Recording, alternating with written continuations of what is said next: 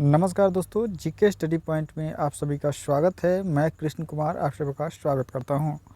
आज की इस वीडियो में हम लेकर आए हैं भारत से संबंधित महत्वपूर्ण 151 प्रश्न, जो कि हर कॉम्पिटिटिव एग्ज़ाम के दृष्टि से काफ़ी महत्वपूर्ण हैं। तो सभी प्रश्न को ज़रूर देखिएगा और इसके साथ साथ महत्वपूर्ण स्टार पॉइंट भी बताएंगे, जो कि आपके एग्ज़ाम के दृष्टि से महत्वपूर्ण होगा।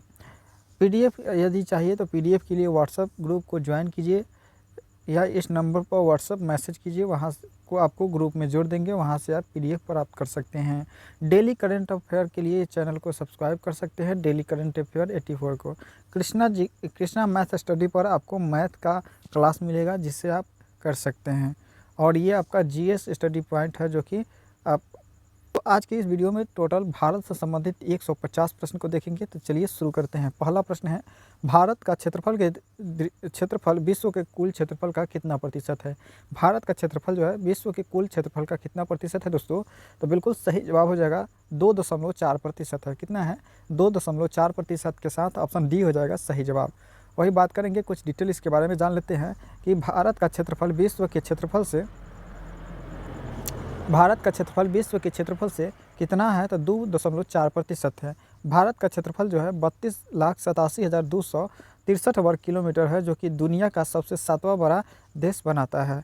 बात करेंगे अगला प्रश्न का, और अगला प्रश्न है आपके स्क्रीन पर दोस्तों। 2 नंबर प्रश्न क्या कहता है कि जनसंख्या की दृष्टि से भारत का विश्व में कौन सा स्थान है? जनसंख्या की दृष्टि से भारत का दूसरा स्थान है। कौन सा स्थान है दोस्तों? दूसरा स्थान है। ऑप्शन बी हो जाएगा इस प्रश्न के लिए बिल्कुल सही जवाब। पहले नंबर पर कौन आता है दोस्तों? तो पहले नंबर पर आता है चीन। पहले नंबर पर चीन आता है, दूसरे नंबर पर भारत आता है। चलिए इसका कुछ डिटेल जान लेते हैं।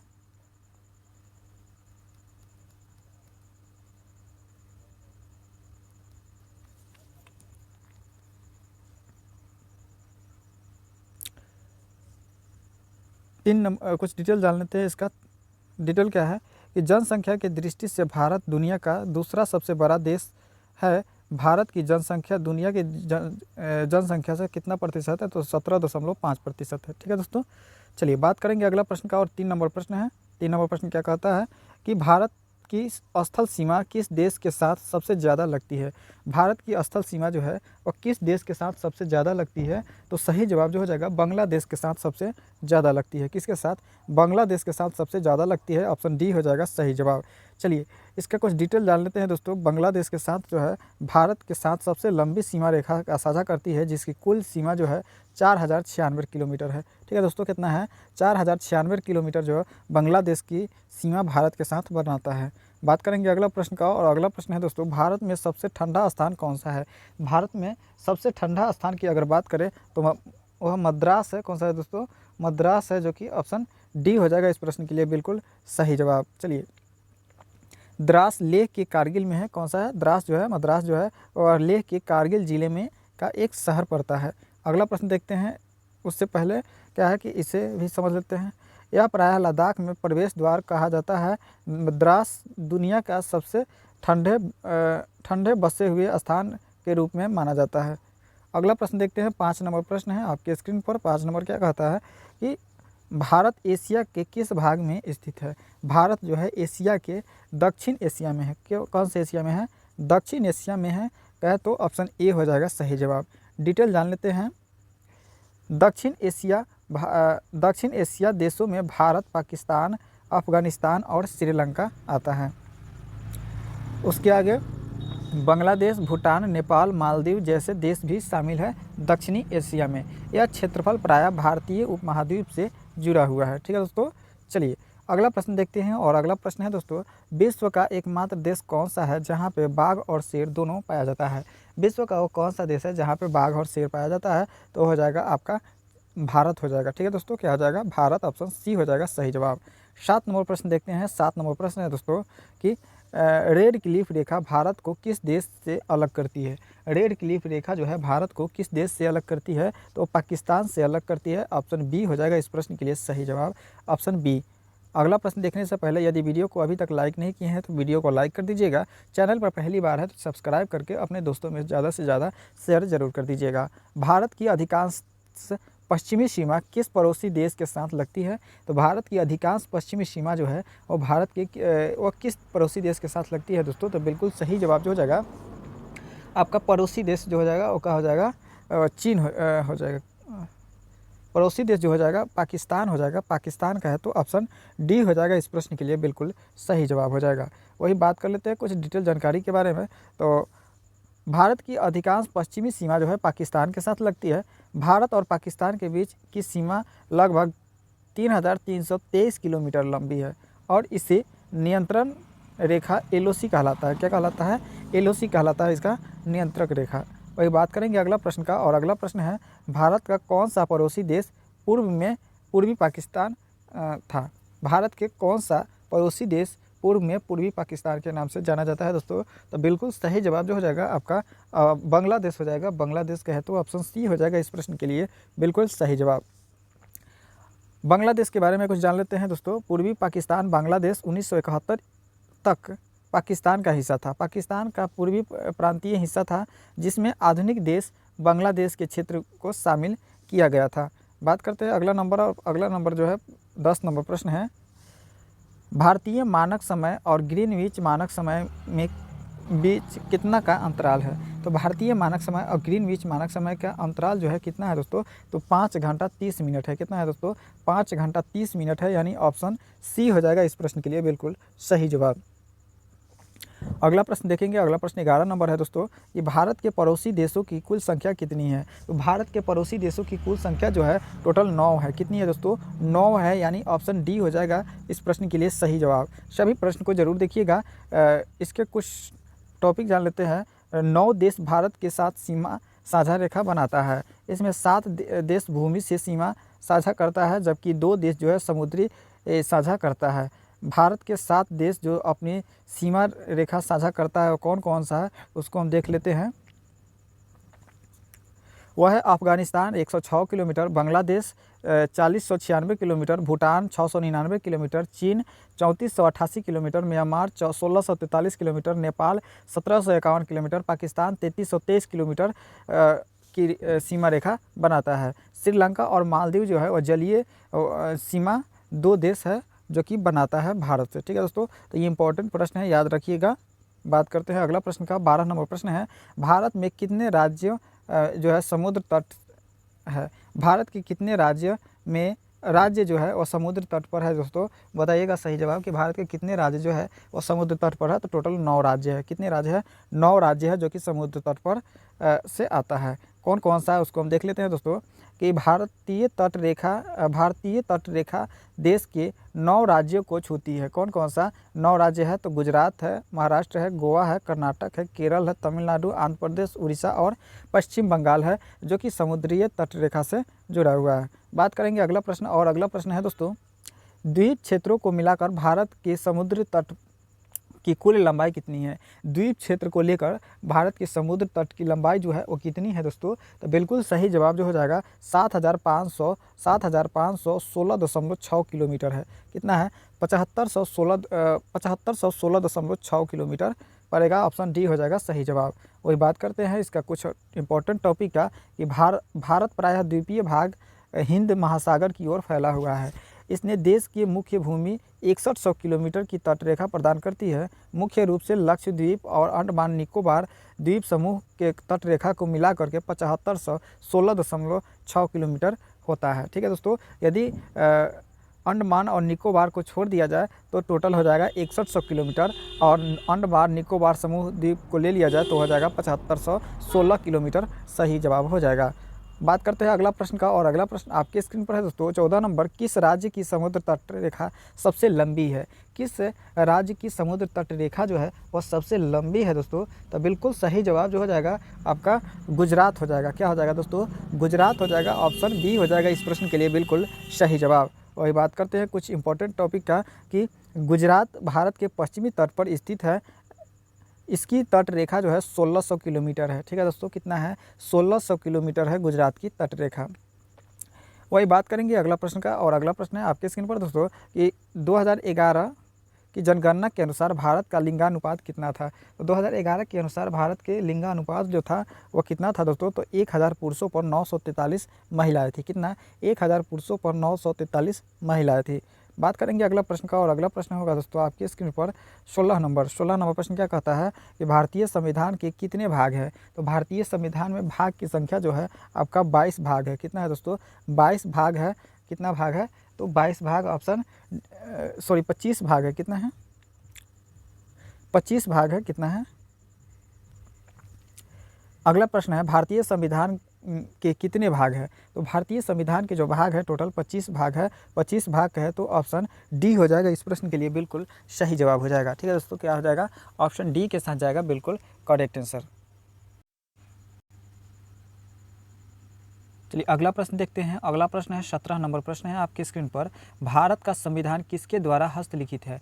भारत का संविधान जो है वह किसके द्वारा हस्तलिखित है दोस्तों, तो बिल्कुल सही जवाब जो हो जाएगा प्रेम बिहारी नारायण के द्वारा हस्तलिखित संविधान है। अगला प्रश्न देखेंगे 18 नंबर प्रश्न है। भारत में स्टैचू ऑफ यूनिटी किसकी दुनिया की सबसे ऊंची प्रतिमा है।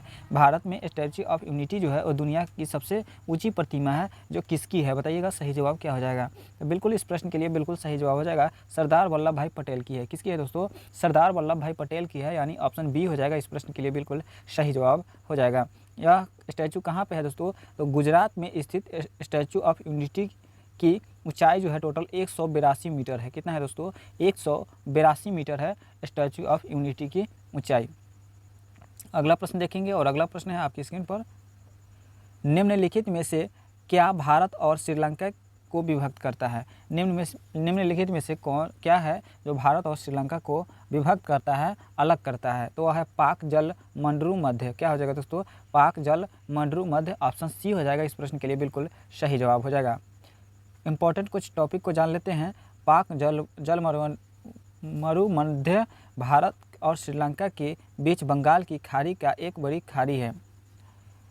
यह तमिलनाडु राज्य, भारत और जाफना जिला श्रीलंका के बीच स्थित है। कौन सा है दोस्तों, तमिलनाडु, भारत और जाफना जिला के बीच श्रीलंका स्थित है। बात करेंगे अगला प्रश्न, और अगला प्रश्न है आपके स्क्रीन पर 20 नंबर प्रश्न है दोस्तों कि निम्नलिखित में से कौन सा देशांतर भारतीय मानक समय को निर्धारित करता है। निम्नलिखित में से कौन सा देशांतर है जो भारतीय मानक समय को निर्धारित करता है दोस्तों, तो बिल्कुल सही जवाब जो हो जाएगा आपका 82.5 डिग्री पूर्व हो जाएगा। क्या होगा दोस्तों, 82.5 डिग्री पूर्व हो जाएगा, जो कि मानक समय को निर्धारित करता है। बात करेंगे अगला कुछ टॉपिक को, कुछ डिटेल जान लेते हैं। भारतीय मानक समय के रूप में ज्ञात पूरे भारत में माना जाने वाला मानक समय 82.5 पूर्व देशांतर पर आधारित है।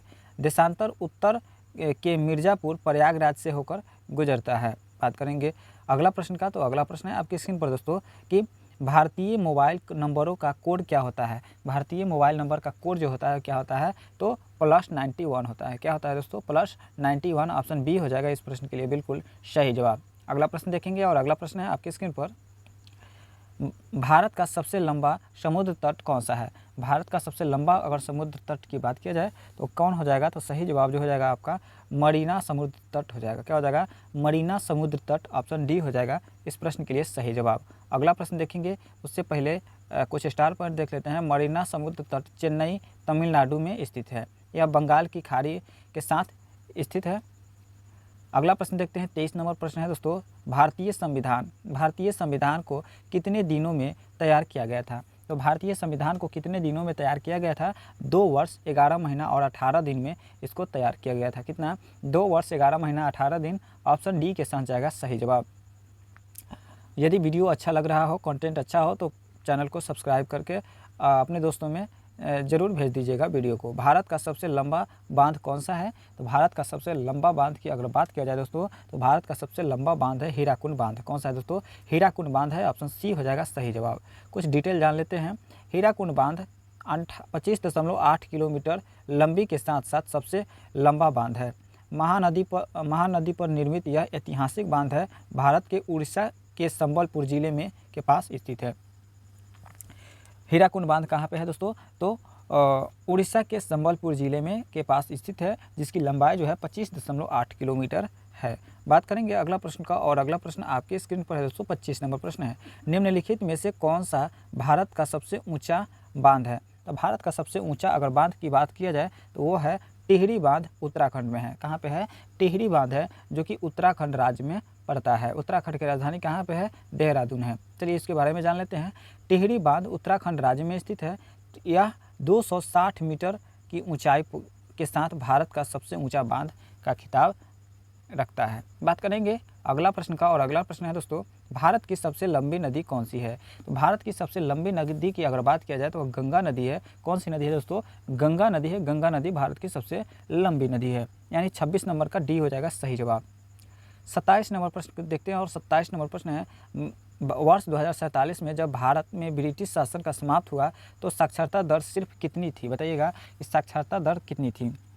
तो सही जवाब जो हो जाएगा 12% थी। कितना? 12% थी उस समय साक्षरता दर। कब? 1947 में। बात करते हैं अगला प्रश्न का, वर्ष भारत की किस जनगणना का नारा किस जनगणना का नारा था कि हमारी जनगणना हमारा भविष्य है? हमारा जनगणना जो है हमारा भविष्य है, भारत की कौन सी जनगणना का यह नारा था? तो बिल्कुल सही जवाब जो हो जाएगा आपका ऑप्शन बी, 2011 की बात है। कौन सा? 2011 की जनगणना का बात है। चलिए बात करते हैं अगला प्रश्न का। इससे पहले कुछ डिटेल जान लेते हैं। 2011 की जनगणना 2018 के बाद से भारत की 15वीं जनगणना राष्ट्रीय जनगणना हुई थी। ठीक है दोस्तों, यानी कहने का मतलब है कि पहली जनगणना जो हुई थी कब हुई थी? 1872 ईस्वी में हुई थी। कब हुई थी? 1872 ईस्वी में पहली जनगणना हुई थी, और 2011 में जो हुआ था भारत का 15वीं जनगणना थी। बात करते हैं अगला प्रश्न का, और अगला प्रश्न है दोस्तों, भारत के किस पड़ोसी देश को डूक यूल भी कहा जाता है? भारत के किस पड़ोसी देश को डूक यूल के नाम से जानते हैं दोस्तों? तो सही जवाब जो हो जाएगा आपका भूटान देश को जानते हैं। किस देश को? भूटान देश को डूक यूल के नाम से भी जानते हैं। अगला प्रश्न देखने से पहले कुछ टॉपिक देख लेते हैं। भूटान भारत के पड़ोसी देश है, इसे डूक यूल के भी कहा जाता है। डूक यूल का अर्थ है थंडर ड्रैगन। क्या होता है? Thunder dragon. भूटान का राष्ट्रीय प्रतीक है। भूटान के ध्वज पर भी दिखाई देता है। भूटान के जब तिरंगा झंडा पर देखिएगा, भूटान के ध्वज पर देखिएगा तो तिरंगा ड्रैगन की चित्र बनाया हुआ है। बात करेंगे अगला प्रश्न, और अगला प्रश्न आपकी स्क्रीन पर है दोस्तों, भारत को स्वतंत्रता मिलने के समय भारत का वायसराय कौन था? भारत को स्वतंत्रता मिलने के समय भारत का जो वायसराय था वो कौन था दोस्तों? तो बिल्कुल सही जवाब जो हो जाएगा आपका लॉर्ड माउंटबेटन था। कौन था? लॉर्ड माउंटबेटन था। ऑप्शन बी हो जाएगा इस प्रश्न के लिए बिल्कुल सही जवाब। अगला प्रश्न देखेंगे, और अगला प्रश्न देखने से पहले कुछ टॉपिक देखते थे। 15 अगस्त 1947 को स्वतंत्रता से पहले लॉर्ड माउंटबेटन ब्रिटिश भारत के अंतिम वायसराय थे। वह स्वतंत्र भारत के गवर्नर जनरल भी थे। अगला प्रश्न देखते हैं। भारत को 15 अगस्त 1947 को आज़ादी मिली थी। इस दिन भारतीय स्वतंत्रता अधिनियम लागू हुआ था, जिसके तहत भारत और पाकिस्तान को अलग अलग देशों के रूप में स्थापित कर दिया गया। 14 अगस्त 1947 को भारत और पाकिस्तान का विभाजन हुआ, यानी पाकिस्तान का जो जन्म हुआ कब हुआ? 14 अगस्त 1947 को हुआ था। अगला प्रश्न देखते हैं। 31 नंबर प्रश्न है, भारत को किस वर्ष स्वतंत्रता की प्राप्ति हुई? तो भारत को स्वतंत्रता की प्राप्ति जो हुई थी 1947 ईस्वी को हुई थी। कब हुई थी? 1947 ईस्वी को, 15 अगस्त 1947 ईस्वी को। अगला प्रश्न देखते हैं। अगला प्रश्न है दोस्तों कि भारत में निम्नलिखित में से किसे the guardian of the public purse के रूप में जाना जाता है? The guardian of public purse के रूप में किसे जाना जाता है दोस्तों? तो सही जवाब जो हो जाएगा आपका भारत के नियंत्रक और महालेखा परीक्षक को जाना जाता है। अगला प्रश्न देखेंगे 32 के बाद कुछ डिटेल है दोस्तों। भारत के नियंत्रक और महालेखा परीक्षक को कैग कहा जाता है। क्या कहा जाता है? कैग की नियुक्ति जो है भारत के राष्ट्रपति द्वारा की जाती है।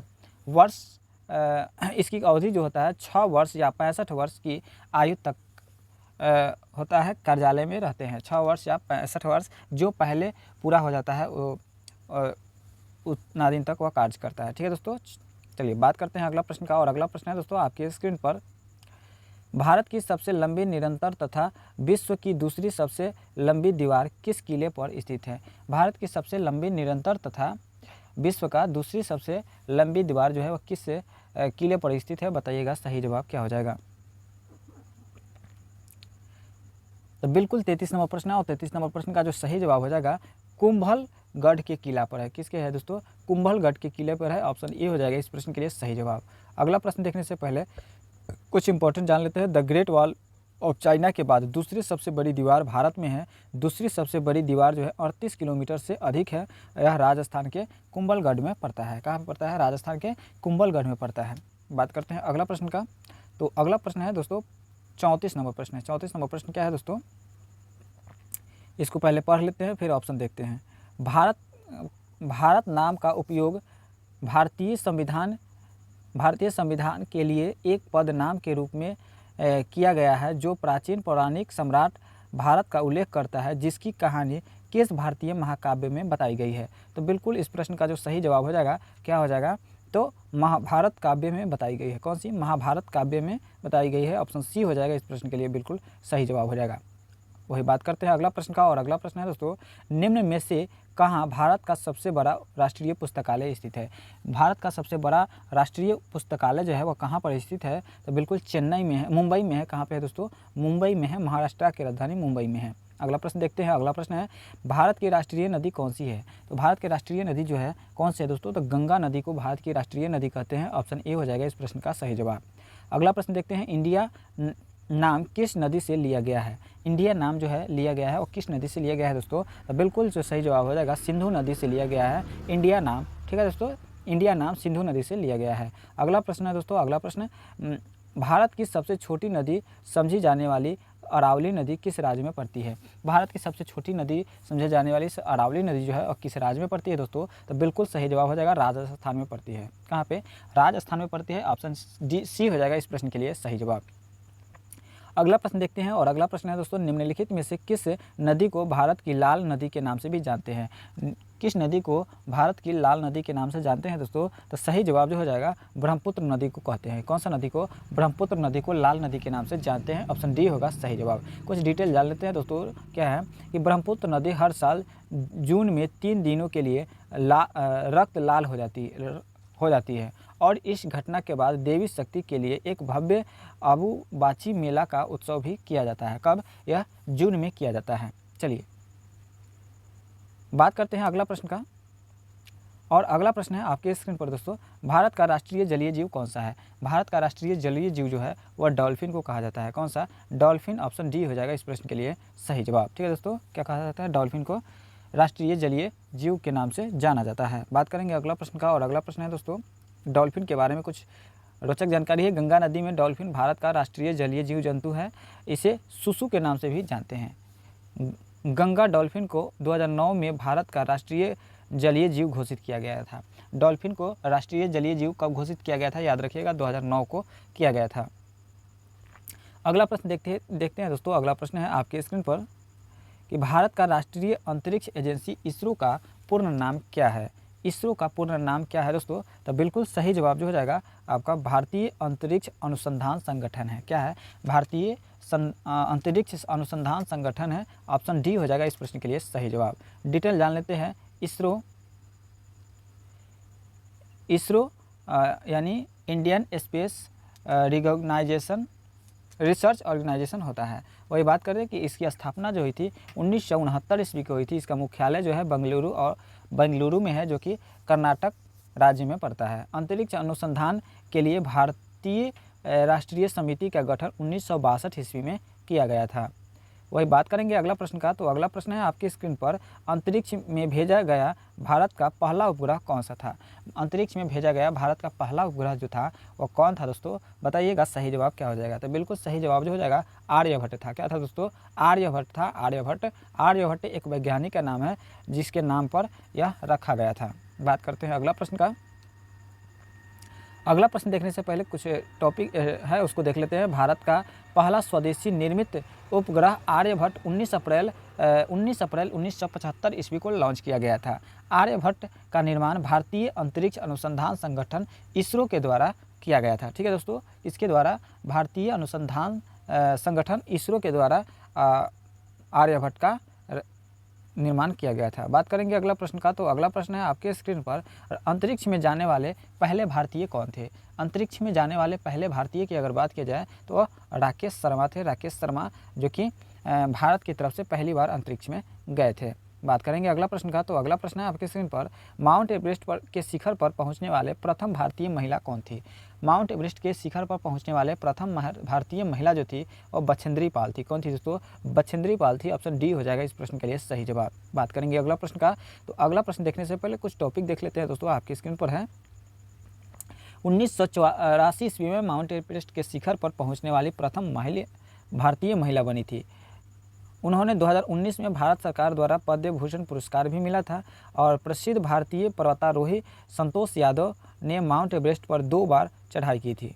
बात करेंगे अगला, इससे आगे करने वाली दुनिया की पहली महिला और कांगसंग मुख से माउंट एवरेस्ट पर सफलतापूर्वक चढ़ाई करने वाली पहले महिला बनी। उपलब्धि हासिल के बाद माउंट एवरेस्ट पर भारतीय राष्ट्रगान का पाठ करने वाला भारत की पहला व्यक्ति रत्नेसल पांडे हैं। ठीक है दोस्तों, याद रखिएगा, ये सभी पॉइंट को याद रखिएगा। अगला प्रश्न है आपकी स्क्रीन पर दोस्तों, अगला प्रश्न क्या है कि भारत की अस्थायी अनुसंधान केंद्र दक्षिण गंगोत्री कहाँ पर है? भारत का अस्थायी अनुसंधान केंद्र दक्षिण गंगोत्री जो है वह कहाँ पर है दोस्तों? तो सही जवाब जो हो जाएगा आपके क्या हो जाएगा? सी हो जाएगा, अंटार्कटिका में है। कहाँ पे है? अंटार्कटिका में है। अंटार्कटिका ऑप्शन सी हो जाएगा सही जवाब। कुछ टॉपिक को जान लेते हैं दोस्तों, डिटेल जान लेते हैं। मैत्रिस, जिसे मैत्रिस अनुसंधान केंद्र के रूप में भी जाना जाता है, अंटार्कटिका में भारत का दूसरी अस्थायी अनुसंधान केंद्र है। वही बात करेंगे कि हिमाद्री भारत का पहला अस्थायी आर्कटिक अनुसंधान केंद्र है, जो नॉर्वे में स्थित है। कहाँ पे है? जो नॉर्वे में स्थित है, जो नॉर्वे का है में स्थित है, नॉर्वे में स्थित है। बात करेंगे अगला प्रश्न का, तो अगला प्रश्न है आपके स्क्रीन पर, दक्षिणी ध्रुव पर पहुंचने वाले पहले भारतीय कौन थे? तो दक्षिणी ध्रुव पर पहुंचने वाले पहले भारतीय की अगर बात करते हैं हम, तो जेके बजाज थे। क्या थे? कौन थे दोस्तों? जेके बजाज थे, जो कि भारत के पहले व्यक्ति थे जो दक्षिणी ध्रुव पर पहुंच गए थे। वही बात करेंगे दोस्तों अगला प्रश्न का, तो अगला प्रश्न आपके स्क्रीन पर है कि भारत में निर्मित पहली बोलती फिल्म कौन सी थी? भारत में पहली बोलती फिल्म की अगर बात किया जाए तो आलम आरा थी। कौन था? आलम आरा फिल्म था, जो कि भारत की पहली बोलती हुई फिल्म थी। वही बात करेंगे अगला प्रश्न का, उससे पहले कुछ यहाँ पे टॉपिक है। इसका निर्देशन आरदेशिर ईरानी ने किया था। आलम आरा 14 मार्च 1931 ईस्वी को रिलीज हुआ था। कब हुआ था? 14 मार्च 1931 ईस्वी को यह रिलीज हुआ था। वही बात करेंगे अगला प्रश्न का। अगला प्रश्न है, भारतीय प्रायद्वीप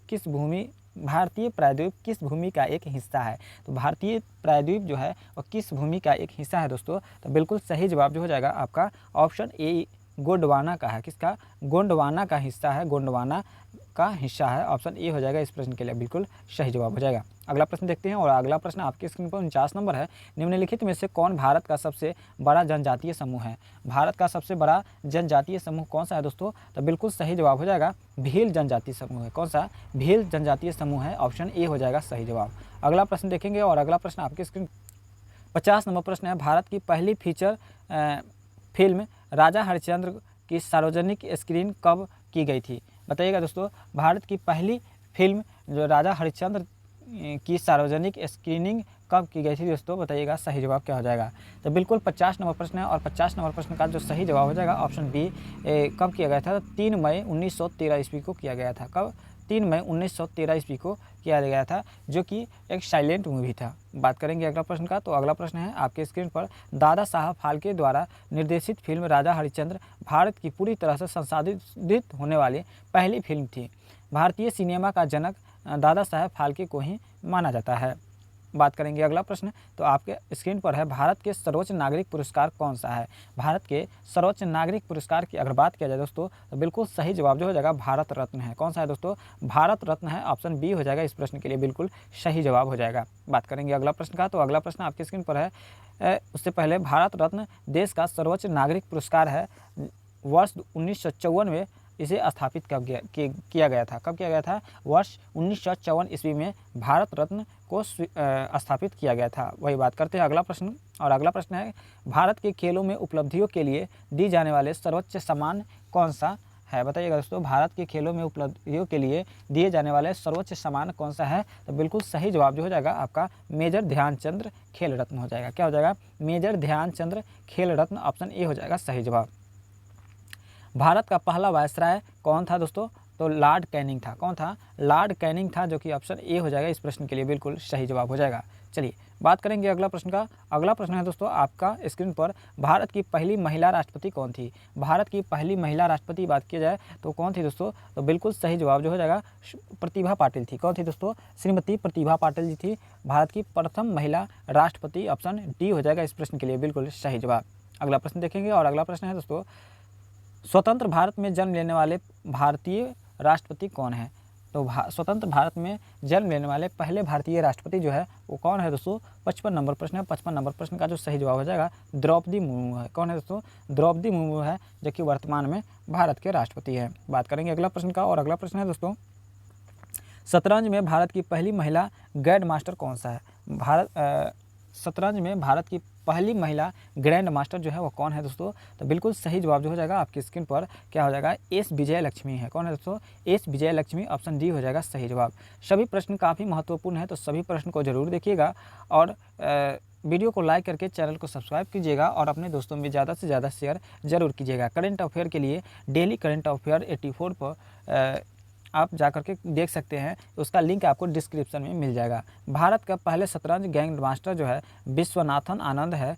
साल 1988 ईस्वी में वह भारत के पहले ग्रैंड मास्टर बने थे। बात करेंगे अगला टॉपिक, अगला स्टार पॉइंट का, तो वह है सुब्बारमन विजय लक्ष्मी, शतरंज की पहली महिला भारतीय ग्रैंड मास्टर। 2001 में वह महिला ग्रैंड मास्टर का खिताब हासिल करने वाली प्रथम महिला बनी थी। वही बात करेंगे अगला प्रश्न का। 57 नंबर प्रश्न है दोस्तों। 57 नंबर प्रश्न क्या है? भारत के शीत मरुस्थल कहाँ पे स्थित है? भारत के शीत मरुस्थल की अगर बात करें तो भारत के शीत मरुस्थल जो है आपका लद्दाख में स्थित है। कहाँ पे है दोस्तों? लद्दाख में स्थित है। अगला प्रश्न देखेंगे। अगला प्रश्न है, भारत के सबसे बड़ा रेगिस्तान थार किस राज्य में पड़ता है? भारत का सबसे बड़ा रेगिस्तान जो है वो थार है, वो किस राज्य में पड़ता है? बताइएगा सही जवाब क्या हो जाएगा? तो बिल्कुल वो राजस्थान में पड़ता है। कहाँ पे पड़ता है दोस्तों? राजस्थान में पड़ता है। राजस्थान का है तो ऑप्शन सी हो जाएगा इस प्रश्न के लिए बिल्कुल सही जवाब हो जाएगा। बात करेंगे अगला प्रश्न का। तो अगला प्रश्न है आपके स्क्रीन पर, भारत का सफ़ेद रेगिस्तान कहाँ पर स्थित है? भारत का सफ़ेद रेगिस्तान जो है वो कहाँ पे स्थित है दोस्तों? तो बिल्कुल सही जवाब जो होगा आपकी स्क्रीन पर क्या हो जाएगा? तो बिल्कुल कच्छ में स्थित है। भारत का सफ़ेद रेगिस्तान जो है वो आपका कच्छ में स्थित है। ऑप्शन ए हो जाएगा सही जवाब। अगला प्रश्न देखेंगे और अगला प्रश्न है दोस्तों 60 नंबर प्रश्न है, स्वतंत्र दिवस पर लाल किले से राष्ट्रीय ध्वज कौन फहराता है? स्वतंत्रता दिवस यानी 15 अगस्त के दिन लाल किला पर राष्ट्रीय ध्वज कौन फहराता है दोस्तों? तो बिल्कुल सही जवाब जो हो जाएगा आपके क्या हो जाएगा? प्रधानमंत्री फहराते हैं। कौन फहराते हैं? प्रधानमंत्री फहराते हैं। वही बात करेंगे 26 जनवरी के दिन तो राष्ट्रपति फहराती है। बात करते हैं कुछ स्टार पॉइंट का। 15 अगस्त 1947 को भारत स्वतंत्र हुआ था और उस दिन लाल किले पर फहराए जाने वाले झंडे जो है ब्रिटिश ध्वज को हटा दिया गया और हमारा राष्ट्रीय ध्वज फहराया गया, जो कि भारत के प्रथम प्रधानमंत्री पंडित जवाहरलाल नेहरू जी के द्वारा फहराया गया था। बात करेंगे अगला प्रश्न का। तो अगला प्रश्न है 61 नंबर, पहला भारतीय गणतंत्र दिवस कब मनाया गया था? पहला भारतीय गणतंत्र दिवस जो है वो कब मनाया गया था दोस्तों? तो बिल्कुल 26 जनवरी 1950 ईस्वी को मनाया गया था। ऑप्शन ए हो जाएगा सही जवाब। अगला प्रश्न देखेंगे। अगला प्रश्न है आपके स्क्रीन पर, भारत में सर्वाधिक वर्षा किस राज्य में होती है? तो भारत में सर्वाधिक वर्षा जो होती है वो मेघालय के मानसीराम में होती है। कहाँ पे होती है? मेघालय के मानसीराम। ऑप्शन सी हो जाएगा इस प्रश्न का सही जवाब। अगला प्रश्न देखेंगे तो अगला प्रश्न है आपके स्क्रीन पर, भारत किस गोलार्ध में स्थित है? भारत जो है किस गोलार्ध में स्थित है दोस्तों? तो बिल्कुल सही जवाब जो हो जाएगा, भारत जो है आपका उत्तरी गोलार्ध में, उत्तरी और पूर्वी गोलार्ध में स्थित है, यानी ऑप्शन बी हो जाएगा इस प्रश्न के लिए बिल्कुल सही जवाब। अगला प्रश्न देखेंगे और अगला प्रश्न है दोस्तों आपका क्या है? स्टार पॉइंट है, भारत भूमध्य रेखा उत्तर में 8 डिग्री 4 रेखिन उत्तर से 37 डिग्री 6 रेखिन उत्तरी अक्षांश और 68 डिग्री 7 मिनट पूर्व से 97 डिग्री 25 मिनट पूर्व देशांतर के बीच स्थित है। बात करेंगे अगला प्रश्न का। भारत में वर्तमान में भारत के कितने राज्य हैं? तो वर्तमान में भारत के टोटल 28 राज्य हैं। कितने राज्य हैं? 28 राज्य और 8 केंद्र शासित प्रदेश है, याद रखिएगा। अगला प्रश्न देखते हैं। अगला प्रश्न है, भारत का उत्तर में दक्षिण तक विस्तार कितना है? भारत का उत्तर से दक्षिण तक का विस्तार जो है वो कितना है दोस्तों? तो बिल्कुल सही जवाब जो हो जाएगा आपका क्या हो जाएगा? ऑप्शन बी हो जाएगा, 3214 किलोमीटर है। कितना है दोस्तों? 3214 किलोमीटर, ऑप्शन बी हो जाएगा सही जवाब। अगला प्रश्न देखेंगे और अगला प्रश्न आपकी स्क्रीन पर है दोस्तों, भारत का पूर्व से पश्चिम तक की विस्तार कितनी है? तो भारत के पूर्व से पश्चिम तक की विस्तार की अगर बात किया जाए तो वह 2933 किलोमीटर है। कितना है? 2933 किलोमीटर, ऑप्शन सी हो जाएगा सही जवाब। अगला प्रश्न देखेंगे, अगला प्रश्न है अंडमान निकोबार द्वीप समूह कहाँ पर स्थित है? अंडमान निकोबार द्वीप समूह जो है वो कहाँ पर स्थित है दोस्तों? तो बिल्कुल सही जवाब जो हो जाएगा आपका बंगाल की खाड़ी में स्थित है। बंगाल की खाड़ी, ऑप्शन सी हो जाएगा सही जवाब। अगला प्रश्न देखेंगे, अगला प्रश्न है निम्न में से क्या भारत का प्राचीन नाम है? निम्न में से भारत का प्राचीन नाम जो है वो क्या है दोस्तों? तो बिल्कुल सही जवाब क्या हो जाएगा? तो उपयुक्त सभी हो जाएगा। हिमवत, आर्यावत, जम्बूद्वीप, इस सभी के नाम से जानते हैं। ऑप्शन डी हो जाएगा सही जवाब। अगला प्रश्न देखते हैं, 70 नंबर प्रश्न है भूमध्य रेखा भारत के दक्षिणी छोर की दूरी कितनी है? भूमध्य रेखा भारत की दक्षिणी छोर की दूरी जो है वो कितनी है दोस्तों? तो बिल्कुल सही जवाब हो जाएगा 876 किलोमीटर है। 876 किलोमीटर, ऑप्शन सी होगा सही जवाब। अगला प्रश्न देखेंगे, भारत के मीठे पानी का सबसे बड़ी झील कौन सी है? भारत की मीठे पानी के झील जो है सबसे बड़ी कौन सी है दोस्तों? तो बिल्कुल वुलर झील है, वुलर झील, ऑप्शन ए हो जाएगा सही जवाब। अगला प्रश्न देखते हैं, अगला प्रश्न है कौन सा महत्वपूर्ण अक्षांश भारत को दो भाग में बांटता है? कौन सा महत्वपूर्ण अक्षांश है जो कि भारत को दो भाग्य में बांटता है दोस्तों? तो बिल्कुल सही जवाब जो हो जाएगा इस प्रश्न के लिए क्या हो जाएगा? तो सही जवाब हो जाएगा 23.5 डिग्री कर्क रेखा बांटता है। कौन सा? 23.5 डिग्री कर्क रेखा बांटता है दो भागों में। चलिए बात करते हैं अगला प्रश्न का। तो अगला प्रश्न है आपके स्क्रीन पर, भारत का कौन सा राज्य तीन ओर से बांग्लादेश से घिरा हुआ है? तो त्रिपुरा है। कौन सा राज्य है दोस्तों? त्रिपुरा है, जो कि बांग्लादेश से तीन तरफ से घेरा हुआ है। त्रिपुरा की राजधानी कहाँ पे है? कमेंट के माध्यम से बताइएगा।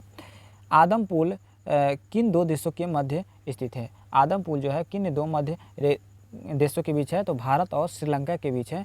कौन सा? भारत और श्रीलंका के बीच है। सही जवाब सी हो जाएगा। वही बात करेंगे अगला प्रश्न का। तो अगला प्रश्न है, भारत का कौन सा राज्य चीन, नेपाल और भूटान की सीमा को स्पर्श करती है? तो भारत का कौन सा राज्य जो है वो चीन, नेपाल और भूटान की सीमा को स्पर्श करता है? तो सही जवाब जो हो जाएगा 75 नंबर सवाल का ऑप्शन सिक्किम हो जाएगा। इस प्रश्न के लिए बिल्कुल सही जवाब सिक्किम हो जाएगा।